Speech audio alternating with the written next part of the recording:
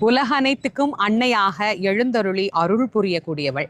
சமயத்தில் நமக்கு உதவுபவள். அதனால் சமயபுரத்தாள் அப்படிங்கிற திருநாமத்தோடு அம்பாள் மிக அழகா ஆனந்தமா எழுந்தருளி அருள் புரியக்கூடிய இடம்தான் சமயபுரம் மாரியம்பிகையினுடைய திருக்கோயில்.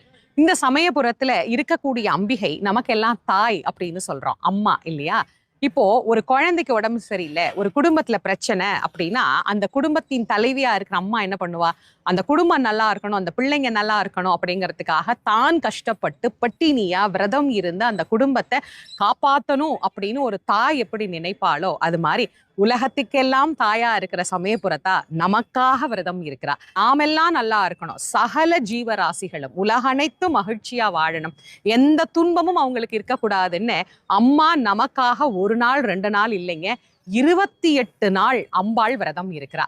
அம்பாள் விரதம் இருக்கக்கூடிய இந்த காலத்தை பச்சை பட்டினி காலம் அப்படின்னு சொல்லுவோம். இந்த காலத்துல அம்பாளை நாம வழிபாடு பண்ணும்போது அவள் நம்முடைய அனைத்து விதமான துன்பங்களையும் நீக்கி வாழ்க்கையில எல்லா இன்பங்களையும் நமக்கு கொடுப்பா. எப்ப இந்த பச்சை பட்டினி விரதம் தொடங்குது அப்படின்னு நிறைய பேர் ரொம்ப ஆவலா கேட்டிருந்தீங்க. இது தொடங்குறது 8/3/2026 தொடங்கி 4/4/2026 நிறைவடைகிறது. நடுவுல பூச்சொரிதல் நடந்துகிட்டே இருக்கும். வாய்ப்பு இருக்கிறவங்க போய் இது எல்லாத்துலயும் கலந்துக்கங்க. இருந்த இடத்திலிருந்தே சமயபுரத்தால நினைச்சா சமயத்துக்கு அருள் செய்வாள். அம்பிகையினுடைய அருள் எல்லாருக்கும் பரிபூரணமா கிடைக்கணும்னு நான் பிரார்த்தனை பண்ணிக்கிறேன்.